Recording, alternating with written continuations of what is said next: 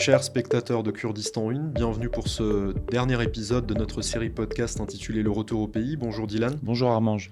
Donc aujourd'hui un épisode consacré au processus démocratique et aux élections en Irak. Donc par processus démocratique et élections, on entend bien sûr après la chute du régime en 2003 et notamment après l'entrée en vigueur de la nouvelle constitution en 2005. Effectivement, on est 20 ans après ces deux événements, donc 2003 et 2005. Le changement de régime qui s'est opéré en Irak n'a pas été forcément évident, mais finalement, on le verra peut-être si on compare à d'autres pays qui ont connu ces transitions. C'est jamais un processus ni rapide ni évident. Et puis, on verra que sur ces 20 dernières années, ces 2 dernières décennies, des choses se sont développées. Il y a eu des hauts et des bas, et aussi des nouvelles formes d'expression démocratique qui ont vu le jour ici, qui se sont développées, qui se développent toujours. Donc on est encore dans un processus vivant et non pas figé. Donc on va essayer de l'analyser, de comprendre ce qui s'est passé ces 2 dernières décennies en Irak. Voilà, effectivement, donc les particularités du pays font qu'on n'est pas dans un système démocratique à l'européenne, à la suédoise. Donc on va voir toutes ces particularités liées à l'Irak. Mais donc oui, donc la constitution de 2005 en Irak, donc qui a été votée par référendum, entérine le nouveau système démocratique et fédéral de l'Irak. Donc la constitution irakienne de 2005 pose les bases d'un État fédéral démocratique, avec des élections législatives et disons que c'est une démocratie parlementaire avec des particularités liées au pays. Voilà, effectivement, il y a des choses intéressantes dans cette constitution de 2005. Il y a théoriquement une répartition des pouvoirs, des centres de pouvoir entre les différentes composantes de la société irakienne, mais il y a également une participation qui est prévue de la part des citoyens. Donc sur le papier, c'est plutôt intéressant, même si ça reste un régime parlementaire assez classique, on va y revenir, donc qui est pas forcément le meilleur, mais en tout cas qui fait le boulot. Le problème, c'est qu'avec effectivement les crises traversées par le pays depuis 2003 et la dislocation quasiment de l'État en 2003, ce processus démocratique s'est révélé beaucoup plus compliqué qu'on ne l'imaginait. On aurait pu le prévoir honnêtement à cette époque-là, mais ceux qui l'ont décidé ne l'avaient pas forcément compris à ce moment-là. Donc c'est un processus qui reste intéressant théoriquement et auquel les gens s'y habituent. Il y a une désillusion aussi déjà 2 décennies après, et on va y revenir. On va revenir sur tout ça. Alors effectivement, sur le papier, l'Irak est un pays démocratique puisqu'il y a des élections régulières, que ce sont les parlementaires élus par tous les citoyens, donc universalité, donc c'est une constitution assez classique sur le papier, hein, dans le texte. Effectivement, donc régime parlementaire, tous les citoyens irakiens majeurs, bien sûr, peuvent voter. Donc il y a la séparation des pouvoirs est actée. Le Coran, disons que la religion, donc bien sûr l'islam majoritaire, n'est pas la seule source du droit en Irak. Donc des institutions intéressantes sur le papier. La pratique, c'est autre chose, on va y revenir, mais comme le disait le général de Gaulle, une constitution, c'est un texte, un esprit, une pratique. Donc le texte paraît tout à fait démocratique, même classique, pour un État... Presque trop classique. Effectivement, trop classique, et pour le coup, alors dans la pratique, peut-être pas adaptée aux particularités de l'Irak, parce qu'on est dans un pays où il n'y a pas de nation. Donc voilà, moi je pense qu'une démocratie ne peut s'appliquer que dans le cadre d'une nation, d'un État et d'une nation. Parce que la démocratie sous-entend qu'on accepte de perdre les élections. Donc pour éviter la violence, on accepte de passer par les élections et de se soumettre aux résultats des urnes, parce qu'on se dit que on a perdu cette fois, mais on peut revenir au pouvoir la prochaine fois. Exactement. Ou alors il faut envisager des formes plus créatives de démocratie, donc avec l'idée bien sûr de participation, de processus électoral qui soit transparent, inclusif, mais en tenant compte des particularités du pays et notamment du système tribal, de cette mosaïque de communautés et de religions qui cohabitent ici. en nombre très différent, mais avec des droits tout aussi légitimes. Voilà, alors ça a été un petit peu fait et pris en compte en 2005 lors de la rédaction de la Constitution, puisque l'Irak, en plus de devenir un État démocratique, est un État fédéral. Donc il y a déjà une prise en compte de cette diversité de communautés et de populations. Et quand on parle d'État fédéral, on entend bien sûr la seule région en réalité fédérée en Irak, c'est la région du Kurdistan, donc composée aujourd'hui de 4 provinces. Donc, sur le papier, c'est fait, ça aussi. Donc, il y a une prise en compte de cette diversité. Autre chose qui a été prise en compte, ce sont les minorités donc religieuses ou ethniques, puisqu'il y a une reconnaissance et un droit pour chacune des communautés à parler leur langue, à l'enseigner dans les écoles, et même à l'utiliser dans les institutions, dans les régions où ils sont présents. Effectivement. Alors, je te propose qu'on écoute déjà un témoignage Bien de sûr, notre alors expert. écoutons l'expertise de notre ami Martin Lafont, qui malheureusement n'a pas pu être présent avec nous aujourd'hui, et qui est présent en Irak depuis une dizaine d'années, qui s'intéresse beaucoup et qui a travaillé sur la politique irakienne, et qui va nous faire part de son analyse. On écoute donc cette première partie, la première partie de ce témoignage.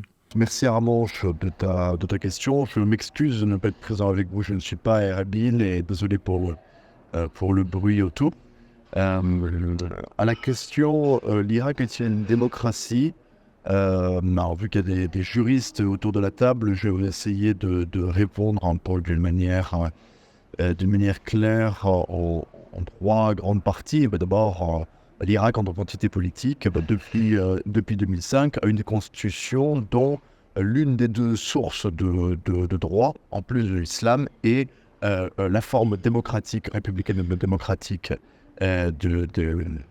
des institutions. Et donc, à ce titre, depuis 2005, l'Irak, ses institutions, ces formes de résolution politique à travers les élections, elles respectent les principes démocratiques et bien davantage qu'un certain nombre de régimes dans la région dont la source principale du droit ou dans la hiérarchie des normes, l'institution la plus puissante, je pense à l'Iran ou l'Arabie Saoudite, ont des sources du droit et de la légitimité qui peuvent être différentes.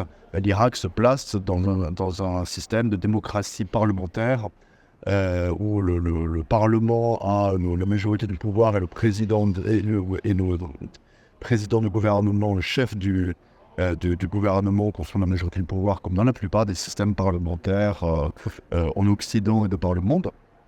Voilà, donc Martin qui confirme un petit peu ce qu'on disait, c'est-à-dire que c'est un système démocratique finalement classique sur le papier, et qui, contrairement aux voisins, n'est pas un système théologique. Il a mentionné bien sûr l'Iran et l'Arabie Saoudite. Voilà, la religion n'est pas la seule source du droit en Irak, donc une confirmation de ce que nous étions en train de dire. Oui, c'est très intéressant et finalement ça rejoint la tradition politique des pays du Moyen-Orient et donc en dehors de l'Iran et en dehors des pays du Golfe, le Moyen-Orient peut-être plus ancien d'une certaine manière, donc le Liban, la Syrie, l'Irak, la Jordanie, enfin ces pays du milieu du Moyen-Orient qui ont toujours été beaucoup plus diverses que certains de leurs voisins. Alors, l'Iran est toujours diverse, mais la révolution de 79 a fait que l'islam dirige aujourd'hui, d'une certaine manière, le pays. Et les pays du Golfe, eux, sont beaucoup plus simples, disons, en termes d'ethnicité, de religion. Ils sont, sauf une exception, ils sont tous arabes, sunnites, et l'islam, ou en tout cas des entités qui se revendiquent de l'islam dirigent ces pays-là. Donc forcément, en Irak, on a réussi à garder cette source du droit variée et qui n'est pas uniquement fondée sur l'islam, puisqu'il y a toute une partie du pays qui n'aurait pas été incluse dans cette nouvelle constitution. Oui, d'ailleurs à l'époque où donc il y avait la rédaction de la Constitution, oui, et donc de fortes négociations parmi les représentants politiques de chacune des composantes irakiennes, les Kurdes majoritairement musulmans sunnites, Oui. se sont eux-mêmes opposés à l'islam comme unique source du droit. Parce qu'on aurait effectivement basculé dans un régime, pour le coup, théologique. Oui. Et d'ailleurs, une autre particularité de l'Irak, c'est que donc, la Marjaria, qui est une institution... donc, qui sont des acteurs influents de la communauté chiite, donc composée de 4 grands Majars qui sont des pôles de référence et d'imitation, donc qui sont des sortes d'ayatollahs, donc des savants de l'islam. La Marjaria irakienne n'adhère officiellement pas à la théorie du Valayat-e-Faqih, qui est la primauté du jurisconsulte. Donc, ce que l'Iran a institutionnalisé en 1979, donc ils sont pour une séparation en Irak, officiellement, du pouvoir spirituel et du pouvoir temporel. Même si, on va le voir, ils interviennent régulièrement dans la vie politique irakienne, parfois à la demande des partis politiques chiites eux-mêmes qui sont divisés et qui peuvent demander un arbitrage. Ouais. Mais c'est vrai qu'il y a une volonté de sécularisation du pays, du fait, encore une fois, de sa diversité, de ses traditions politiques relativement anciennes, sous toutes ses formes, pas uniquement l'Irak. Oui, bien sûr. Donc, il y a eu beaucoup d'élections depuis 2005, donc beaucoup de partis en Irak. Les chiites étant majoritaires, donc de 2005 à 2018, c'est le parti Dawa, donc qui a été fondé en 1957 et qui a d'abord combattu beaucoup le puissant parti communiste irakien dans les années 50, 60, 70. Donc le parti Dawa qui est bâti un petit peu sur le modèle des frères musulmans égyptiens, mais chiites pour le coup. À partir des années 80, ils s'opposent au parti Baas irakien. Oui. La plupart de leurs leaders sont en exil, bien sûr, beaucoup en Iran, dont le Premier ministre Nouri al-Maliki, qui a occupé le poste de Premier ministre de 2006 à 2014 et qui était à l'origine de pas mal de problèmes en Irak. Donc ce parti Dawa a occupé le poste de Premier ministre, en tout cas ses membres ont occupé le poste de Premier ministre de 2005 à 2018. Et puis, à force de scission, de mécontentement de la population, leur électorat n'a cessé de baisser et ils l'ont perdu en 2018. C'est un parti qui était quand même sous forte influence iranienne. Donc on va revenir là aussi sur les difficultés pour un pays comme l'Irak d'être une réelle démocratie. C'est les influences étrangères. Effectivement, des influences étrangères qui sont très présentes, qui sont nées finalement en 2003, plus ou moins. Donc, on dit souvent que l'Iran contrôle l'Irak, mais premièrement, c'est pas aussi clair que ça. Non. Et deuxièmement, ça a été permis par l'invasion américaine de 2003. Donc, c'est aujourd'hui assez amusant, assez troublant de voir cette rivalité entre Américains et Iraniens sur le sol irakien, alors qu'en fait, les deux sont à l'origine de ce chaos post-2003. Et tu le disais également, mais ils doivent s'accorder aussi d'une certaine manière. Alors oui, c'est un jeu un petit peu du chat et de la souris, puisque alors, l'ennemi juré des États-Unis officiellement, l'Iran dans la région, se retrouve un acteur principal majeur et qui contrôle en tout cas une énorme partie de la communauté chiite majoritaire et des partis politiques et des institutions. En tout cas, il l'influence énormément. Sans tirer un coup de feu, donc on lui sert l'Irak sur un plateau. Donc on parlait tout à l'heure de la pratique, donc sur le papier on a vu que c'est un État démocratique, dont la pratique, alors il y a des choses, donc par exemple il y a une répartition des postes au sommet de l'État et même des ministères et même des hauts fonctionnaires entre 3 différentes communautés. Donc depuis 2005 et jusqu'à présent, le poste de président de la République en Irak, donc c'est honorifique, il n'a pas vraiment beaucoup de pouvoir, mais c'est un Kurde, du parti UPK même, c'est même pas, donc c'est un Kurde de la mouvance UPK. Il y a pu y avoir des tentatives de changer cela, de changer de parti, mais ça n'a pas abouti jusqu'à présent. Infructueuse, donc c'est tacite, mais donc le poste de président est réservé à un Kurde UPK. Le poste de Premier ministre est toujours occupé par un chiite, et le poste de président du Parlement, président de la Chambre des représentants, est occupé par un sunnite, un arabe sunnite. Puis les influences, comme on l'a dit, il faut savoir qu'en Irak, aucun Premier ministre n'est installé sans un accord entre les États-Unis et l'Iran. Il faut que les deux l'aient approuvé. C'est ça. Et on a eu en 2020 une période de flottement avec plusieurs premiers ministres qui se sont succédés pour quelques semaines ou voire quelques jours pour certains, parce que justement il y avait cet accord qui n'était pas conclu. Tout le monde n'était pas satisfait de ce choix politique. Donc il y a eu des tentatives comme ça jusqu'à aboutir à Abadi, ensuite Kadhimi. Voilà, alors Haïdar Abadi qui a été Premier ministre de 2014 à 2018, donc il succède à Nouri al-Maliki, qui sont du même parti. Mais bon, Maliki, avec le passif qu'il a, avec la catastrophe de l'invasion de l'État islamique, en tout cas la prise de pouvoir de l'État islamique sur une énorme partie du territoire entière, les régions sunnites, donc Abadi occupe ce poste-là. En 2018, il est remplacé. Alors, il y a eu cette période de flottement. Il y a eu une période de flottement parce que donc la situation était pas bonne dans le pays. Il est remplacé par Adel Abdelmahdi, qui lui-même va démissionner suite aux manifestations à l'époque d'octobre 2019. Voilà, d'une grande partie donc, de la population irakienne excédée. Arif Kadhimi, Mustafa Kadhimi, là c'est un consensus américano-iranien. Il subira une tentative d'assassinat chez lui par attaque de drone quand même. Effectivement. Donc faut dire que la démocratie dans un pays qui n'arrive pas à assurer la sécurité, c'est compliqué aussi. Pour en revenir à la pratique, donc oui, sur le papier démocratique, mais dans la pratique, on va revenir sur le rôle aussi des milices, des milices, des différentes mouvances. Je pense notamment à la mobilisation populaire, les Hajj el-Sharbi comme on dit, créée en 2014 suite à l'appel du Marja al-Sistani pour combattre l'État islamique, et puis qui ont été institutionnalisés et incorporés dans les forces officielles, par une décision du Parlement irakien, dans les forces officielles de l'État irakien, mais elles n'obéissent pas à l'autorité politique irakienne forcément. C'est ça. Donc il y avait des milices qui existaient déjà dès 2003, qui s'étaient créées. Elles se sont institutionnalisées au moment de la guerre contre l'organisation de l'État islamique. Et comme tu le dis, maintenant, elles sont reconnues officiellement, mais n'ont pas ne répondent pas à l'autorité qu'elles devraient, que les ministères, que le gouvernement devrait avoir sur elles. Donc on est dans un espace un peu trouble. C'est une de ces milices qui avait essayé d'assassiner le Premier ministre Kadhimi. Exactement.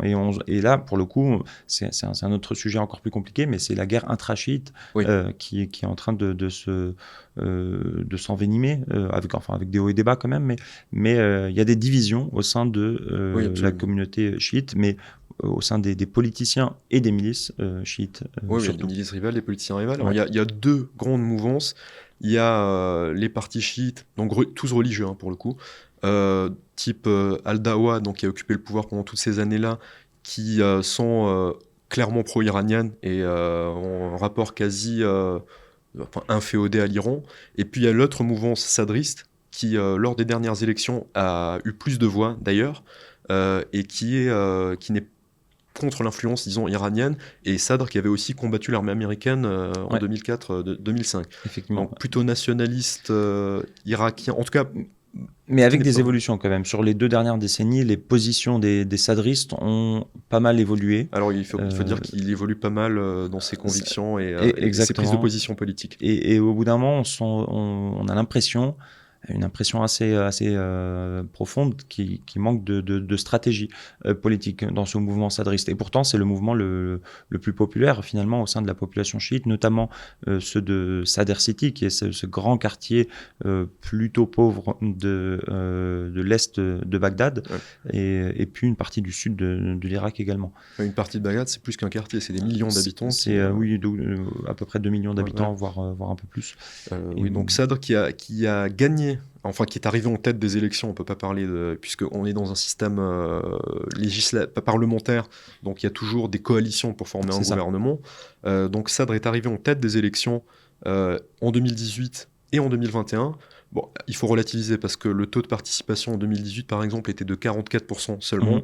En 2021, c'est pire, 41% de taux de participation. Donc la légitimité des élus n'est pas... ils ne sont pas vraiment très légitimes, quoi. Absolument. On peut écouter la suite du témoignage de Martin. Écoutons Martin, bien sûr, sur ces pratiques de la démocratie en Irak. Mais deuxième point, l'Irak est quand même une démocratie jeune et ce manque d'expérience de la population, des institutions, des fonctionnaires, des partis politiques, auquel s'ajoute l'instabilité politique, les déstabilisations régionales de ces 2 dernières décennies, font que l'Irak a une pratique démocratique qui est limitée dans la pratique des institutions et dans l'expérience des citoyens et des représentants par différents facteurs. Le premier facteur, c'est la division ethnique, sectaire, partisane, qui s'inscrit sur des territoires et qui font que il peut y avoir des contrôles autoritaires via groupes armés ou via domination totale d'un parti politique sur certaines zones, mais qui limitent la pratique et l'expression démocratique. Même si l'Irak a une diversité de partis, des formes de représentation un peu corporative du type association, syndicat, ONG, etc. Cette division où il y a une allégeance qui va d'abord à une forme de communauté plutôt qu'à une citoyenneté un peu universelle et ce contrôle un peu autoritaire, où effectivement l'Irak se place dans le top 15, je pense, des pays avec le plus de violence, notamment au niveau des droits de l'homme. Plus des structures traditionnelles, religieuses et traditionnelles qui demeurent, du type le système tribal, qui renvoie aux spécialistes, ont des impacts aussi sur la pratique du droit et l'universalité de l'application du droit. Donc certainement, même si l'Irak est une expérience, bon an mal an, qui est sans doute meilleure qu'un certain nombre de tentatives de démocratisation plus ou moins violentes et plus ou moins ratées dans le reste de la région. C'est une démocratie avec des formes autoritaires et des formes de division interne qui restreignent certainement cette pratique. Oui, donc intéressant ce que dit Martin, c'est-à-dire que jeune démocratie, pas l'habitude. Il faut dire quand même que l'Irak, depuis sa création et jusqu'à 2003, a vécu donc sous une monarchie, puis sous des régimes autoritaires. Donc il n'y a jamais eu de pratique démocratique. Les gens ne sont pas habitués à la démocratie. Et puis l'autre chose très intéressante qu'évoque Martin, c'est donc ces communautés différentes qui ne se sentent pas appartenir forcément à une communauté nationale qui serait au-dessus. Il faut dire qu'en Irak, le vote, c'est une sorte de sondage ou ethno-religieux. Oui, effectivement. Les partis politiques, chacun gagne dans les régions, les partis kurdes, je parle des élections générales en Irak, donc pour le Parlement irakien, les partis kurdes gagnent au Kurdistan. Alors il y a plusieurs partis, bien sûr, il y a une diversité de partis, ça c'est vrai. Les partis sunnites gagnent dans les régions sunnites et les partis chiites gagnent dans les régions chiites. Il n'y a absolument pas d'exception à cette règle. Exactement. Les gens votent de manière communautaire. Donc c'est vrai qu'on l'a dit au début de ce podcast, mais aussi dans d'autres épisodes de notre podcast, l'Irak, du fait de sa diversité, a des systèmes d'allégeance, ou en tout cas de reconnaissance qui ne sont pas uniques. Donc ce n'est pas uniquement l'État qui va rassembler tout le monde, mais d'abord la tribu, la communauté, l'ethnie, effectivement, la religion. Et on se retrouve donc avec cette mosaïque de partis politiques qui finalement, et c'est à mon sens assez regrettable, plutôt que d'avoir des débats de fond sur la politique plutôt libérale, plutôt sociale, plutôt nationaliste, plutôt ouverte, donc un débat de fond de politique, on se retrouve finalement avec une simple opposition entre celui qui nous ressemble et celui qui nous ressemble pas. Donc par défaut, un Kurde va voter pour un Kurde, un chrétien pour un chrétien, un chiite pour un chiite, et finalement, on n'a pas fait avancer grand-chose dans le pays en faisant ça. On se retrouve simplement avec une sorte d'opposition permanente des différentes communautés au sein du Parlement irakien, avec une domination de certains sur d'autres. Donc, disons que malgré cela, on a pu développer une forme de démocratie, mais on arrive probablement à la fin d'un cycle. En tout cas, ce système est à bout de souffle puisqu'il ne permet pas de construire des politiques ou un pays inclusif et qui correspond aux réels besoins de la population. Et ces besoins dépassent largement les divisions ethniques et tribales. On revient au débat qu'on a eu plusieurs fois au cours de nos différentes émissions. Est-ce possible d'avoir autre chose en Irak? Ouais. N'était-ce pas prévisible d'ailleurs? C'était évidemment prévisible. C'était évidemment prévisible. Ouais. Mais est-ce possible d'avoir autre chose? Alors ceci dit, il faut quand même dire que on est dans un système parlementaire, donc il y a des coalitions.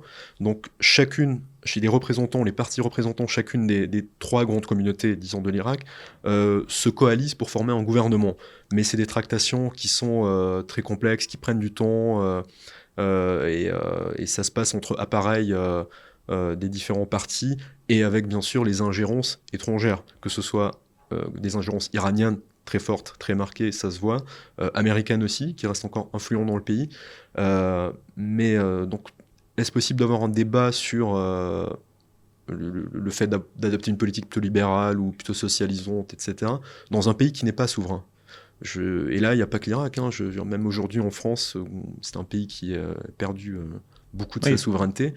Est-ce qu'on peut réellement avoir des débats de fond et régler les problèmes du pays si le pouvoir n'est plus entre les mains des gens qu'on élit et des dirigeants? Donc, et ça rejoint ce que tu disais tout à l'heure sur le taux de participation. En fait, la plupart des gens, les gens s'en rendent compte.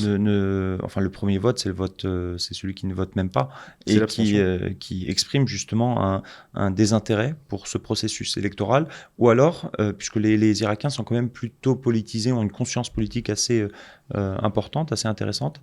Mais en tout cas, ils expriment une sorte d'absence d'espoir dans ce processus démocratique. Parce qu'ils ont bien vu, au fil des années, que l'alternance, les choix politiques... la corruption, le manque de services publics, n'ont pas d'impact la violence. Sur ça, voilà. Exactement. Donc 59% d'abstention lors des dernières élections générales en 2021, c'est absolument énorme pour une jeune démocratie, pour un peuple qui a été sous une dictature pendant des décennies. On aurait pu penser que les gens auraient envie de voter, de participer à la vie politique. En fait, non.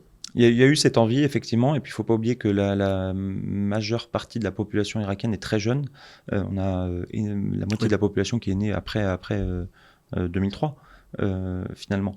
Et donc, tous ces gens-là ne s'intéressent plus forcément à cette politique, mais pour moi, il faut le voir comme une transition entre donc, cette histoire de l'Irak violente, tyrannique aussi, avant 2003, post-2003, certes chaotique, mais avec des institutions qui ont été créées pour essayer d'aller vers autre chose. Et aujourd'hui, je pense qu'il est temps justement d'évoluer et d'essayer d'imaginer, d'être créatif, d'imaginer un nouveau processus démocratique ici, des nouvelles formes d'expression. Adapté au pays. Parce qu'effectivement, là, c'est un copier-coller d'une démocratie libérale à l'occidentale. Ouais. Voire à la libanaise aussi. Alors, il y a une libanisation dans la pratique, bien sûr. Surtout, on le voit avec ces milices puissantes, contrôlées depuis l'extérieur, et qui empêchent... donc, l'État n'a pas le monopole de la violence légitime. On n'en pas du tout. Ni du droit, ni d'absolument des sanctions. Mais pas à ce moment-là. Mais voilà, il y a des choses qui se sont créées. Ouais. Il y a bon an, mal an des choses. Mais donc, est-ce qu'il ne faudrait pas trouver un système adapté aux particularités irakiennes? Donc on a bien vu que copier-coller, ça ne marche pas d'une démocratie. La création même de l'Irak est un copier-coller des États-nations à l'européenne, c'est le péché originel, donc ça ne marche pas. Donc peut-être aux gens sur place de trouver autre chose. Et on va peut-être écouter Martin à ce sujet-là, parce qu'il y a des pratiques, finalement la pratique de la population fait que des choses sont faites, mais hors cadre... c'est ça. démocratique ou constitutionnel. Il y a d'autres formes d'expression démocratique. On l'écoute.